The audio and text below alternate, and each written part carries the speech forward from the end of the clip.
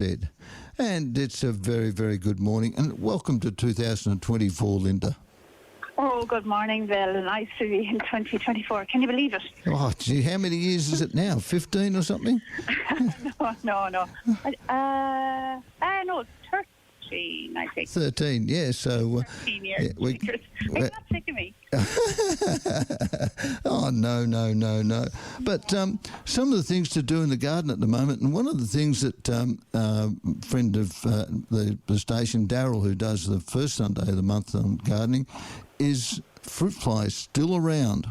And so keep your eye on your plants and your trees and your veggies, because they're getting into the veggies as well, tomatoes in particular, and the fruit on the tree.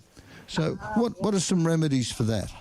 Well, there's some nice ecological products, eco products that you use. Eco-friendly. Fruit fly trap, which is just, I think it's nearly one of the best ways, really, because we don't want to be spraying. When you're spraying, you're growing your own fruit and your own vegetables, the last thing you want to be doing is spraying. Exactly. Because that's why we grow our vegetables, so we can eat them without worrying, just have a quick rinse and know that you haven't sprayed them with anything. So that's the best thing I can advocate, is that Bunnings sell, but everyone sells fruit fly traps, and they slowly meandered down, didn't they? Yeah. And and what about some of the other pests that are in the garden at the moment, munching away on your? Sure, really bad this year was the passion vine hopper. You know the one. It kind of makes a little snap noise and flies away. It's like a tiny little butterfly. Yep. And they nearly sting you when they love my dahlias. I know it's the wisteria, but I kind of didn't spray anything. You can use neem oil. Apparently, people were using neem oil, and I was talking to customers. But I relied on the wattlebirds, because I have my wattlebirds. I had a bit of a minor fighting out with the wattlebirds. Just had control of my garden. So finally, the wattlebirds increased their population enough to take over. So, and you can see them actually just standing on the wisteria, tucking in, so to speak. So there's still a population. Yeah, and I love it. There's still a population of the hoppers out there, but they didn't make the dahlias too much. The flowers were a little small on the cafe but I think that's probably because I didn't fertilize too heavily. Right. This year, I have yesterday just went wild with some sudden impact in the garden, potash rich. And 2 weeks ago I did a seaweed solution because I just wanted to immunize against this weird weather. Yes, it is, isn't it? 37 later this week. It's very hard to garden in this kind of weather, because we had ups and downs. A lot of rain and a lot of moisture, so a lot of mold. And a lot of wind. And my crepe myrtle got snapped about 7 or 8 weeks ago. Yep. We had one really whippy evening. Yep. And it got just taken down at the very base. So I just chopped it down. I thought, I'll put a veggie patch over that. But no, it's about foot high now again. Oh, it's coming up. I know. So I thought I'd build the veggie patch around it. Because I thought we'll give some shade, which might be very good for some veggies. The more I thought I might keep that for herbs and when I establish it. So I had to take all my beans out. I'm attacking the veggie patch probably this week. So redoing it. I had a no-dig bed, which was brilliant. Yep. So I had loads of beans, loads of basil. What else did we have? We had lots and lots of bok choy and lettuce. So I let a lot of them go to seed, the lettuce, because I read that was really good to get the predator insects in for the passion vine. Oh, right. The passion hopper is a native, indigenous to Australia pest. So that's why I think the wattlebirds really got stuck in. Right. So you're providing them... lilies in the garden, or maybe if you can get a wattle, if you have the space, or maybe a small one, just so that they can have something to attract the birds, the native birds. Because passion vine was around last year, but this year it went mad. Right. In my garden, anyway. So yeah, it's been a funny old time because I have been cutting the grass like a lunatic. Yeah, you get out there and no sooner as you cut it, you look around and it's grown. It's grown again, and I have to say it really helped us overcome the paspalum and overcome a lot of the weeds that were in the lawn. Were dealt with quite well by the frequent cutting because I really encouraged it to be very thick and lush. So it's very green. It looks like Ireland in the front yard. In truth, it's so lush out there. It's been raining so much. But then I did use, on the drier days, I did use some eco soil wetter because, I'm trying to have a cottage garden without watering. So this year it helped because, it's naturally watered. But even on the dry days when you can feel it kind of going, got a bit sort of scorched there. So I went around with the soil wetter, eco soil wetter. Yep. That really seemed to work a treat. Great. Seemed to maximise. So yeah, even the dahlias, and I didn't really water them except with the soil wetter. I have managed to one I've had to coax along, but it's in a very dry, harsh spot. So I'm kind of encouraged by that one. Yeah, and you mentioned your veggie patch, and how big is it? Because this is the first time I've heard you had veggies in the yard. Well, I put veggies in. My daughter goes, "Oh, let's do vegetables, Mum." And I went, I didn't really want to do vegetables because they require a lot of work and water and care, and I don't have a great deal of time because I do the rest of the garden. And so I said, okay, it'll be your project. Well, she watered them twice. And she said to me last week, we'll have to get rid of the vegetables. And I went, she didn't pick the beans. She didn't. I don't know. She's funny. She heard me. She died, but she's grand. She was very impressed by having her own vegetables, and we really enjoyed going out and having tomatoes and cucumbers. She was delighted with cucumbers. Yeah. They were a bit tangier than normal, but she was. They're a bit more flavoursome, aren't they? They're just very different. Yeah. Than she just couldn't believe the flavour of them. They didn't taste like cucumbers nearly. Yeah. And that's what cucumbers taste like. But they're different to store-grown ones. We're clearing out this week, so I'm going to get in. I have to put a bit of a net over it, though. We've loads of white butterflies everywhere. They're everywhere, aren't they? Everywhere. But they were here last year. I remember them last year the same way. So they're ready to get stuck into your broccoli and your cabbages and all your green vegetables that you put in. So, and they're what's got to go in right now. Yep, so your cabbages or your cauliflower, your broccoli and your sprouts. Yeah, your sprouts and all that. And because I grew beans, I have kind of slightly enriched the soil, so I'm using that bed so I'm doing that kind of rotation method. Yep. But it's a very ad hoc method. But like I said, I'm going to build another, so it's about 1.2 by 1.2, I think. So you'll be amazed at how much it produced. We couldn't keep up with the beans and the lettuce. We just literally couldn't keep up with the beans and the lettuce. So it's incredible. My son-in-law and daughter have got a box. It's about 2 metres long and about half a metre wide, and the vegetable growth in that was incredible. It was just unbelievable. Phenomenal, And they had to thin the plants out to feed them. Yeah, I didn't use anything else because we wanted to stay organic. I used Charlie Carp Organic, so that's a bit more expensive because it is organic, but. And that's all I used to fertilise it, and obviously when I made the layered bed. Now the bed is really sunk because all of it's just straw and and paper and compost. Yep. Blood and bone. So I've got to rebuild it now. I'll pull out. I'll do it maybe when Tuesday. Pull out all the veggies, and the last of the beans are still there. But the beans they didn't thrive. I didn't probably use a balanced enough formulation in the food feeding because I don't think Charlie Carp is quite enough, in terms of everything. But we didn't want to use anything artificial, so getting your feeding with the no-dig beds is a bit tricky. But it was prolific. I mean, but the plants don't look that healthy now. But then I suppose they naturally die off. Yeah, at the end of their growth period. Yeah, it feels quite warm still, but.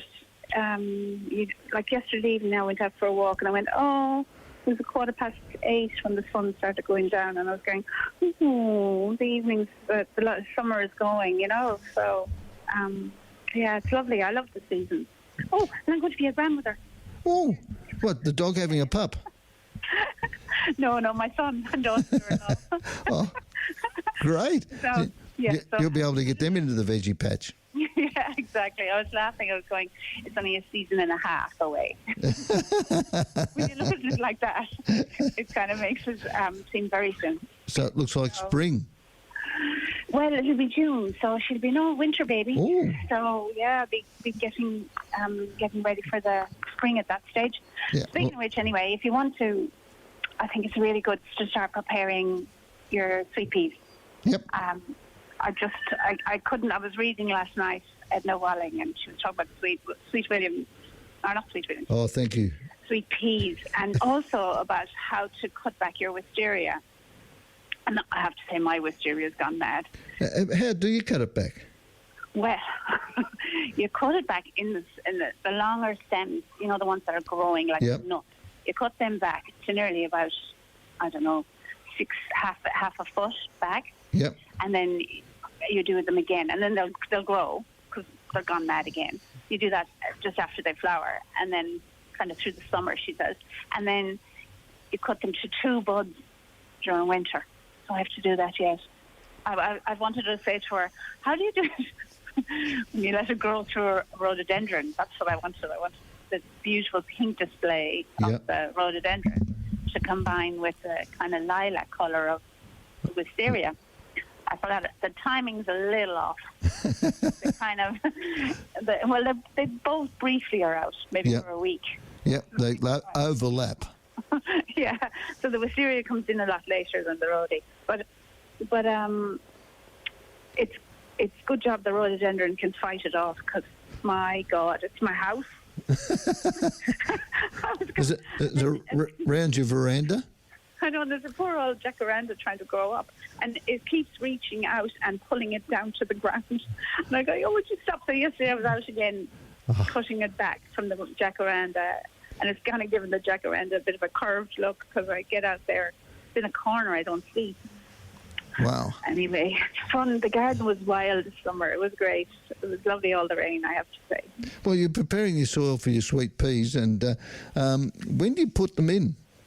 So, you probably want to start kind of preparing now or in the next week, preparing the soil. So get it nice and kind of rich. It likes a good rich soil. So if you can get maybe a few bags of, if you haven't got your own homemade compost, using some bags of that, and maybe some, if you have access to well-rotted manure, fire ahead with it. But if you haven't, again, you can use the bags and work that into the soil. And then maybe sweeten the soil a little, because it's like a pea, so they like the soil at around exactly 7, which is a little bit more than most of our soils hang around the nearly 6.5. So they like it a little sweeter. So you do that with lime, a few handfuls of lime. And so you let it settle for a couple of weeks, and then you swell up your peas. I use it from seed. I think they're much easier to do from seed, although you can buy seedlings. But you get the nice tall ones and the varieties in the seed. So swell up the seeds in water for about, I don't know, half a day. Kind of, I usually throw them in the night before, or maybe in the morning if I want to do it in the evening. Kind of, just swell them up a little bit. And then, so dig a little trench, just a narrow little trench, and about, I don't know, every 5 centimetres or so, you put a little pea.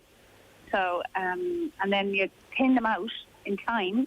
You take out those, if there's too many, if they're too thick, you don't want every 5 centimetres, but every 10 centimetres you'll have establish a little plant. Yep. And then use those little plants to, that you've thinned out, maybe use them in hanging baskets, or I don't know, you can do it, with some pansies or something. Just make it, or around the garden if you want, or something where they can climb up.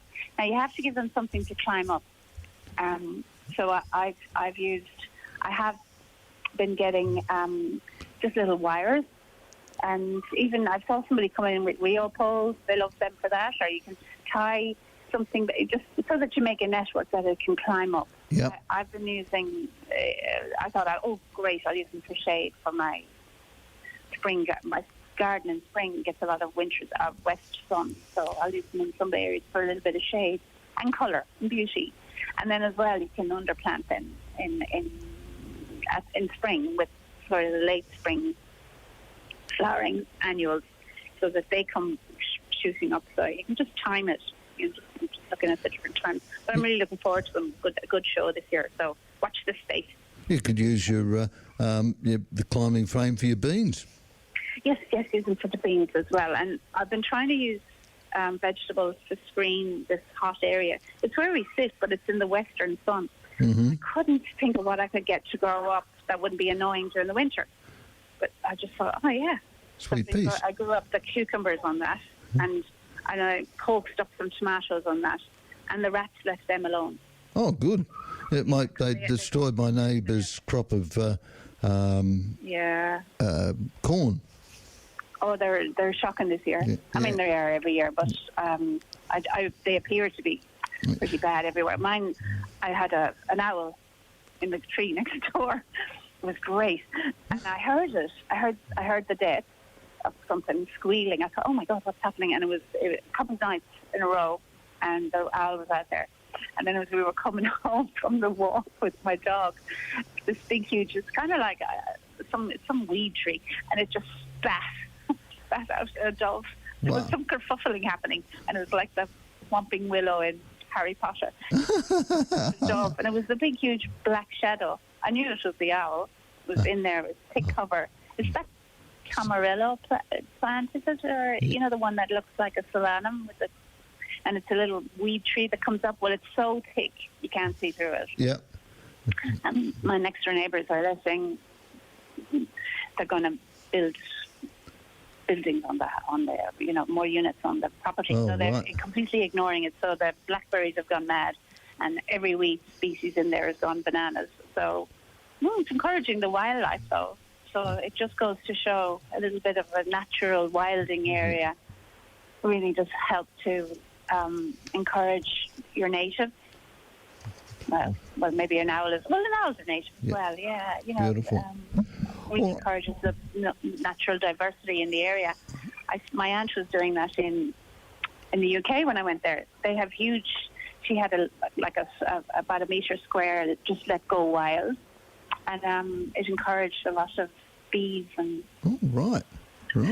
insects and birds coming in. Well, we have to now encourage you to go to work because we've run out of time.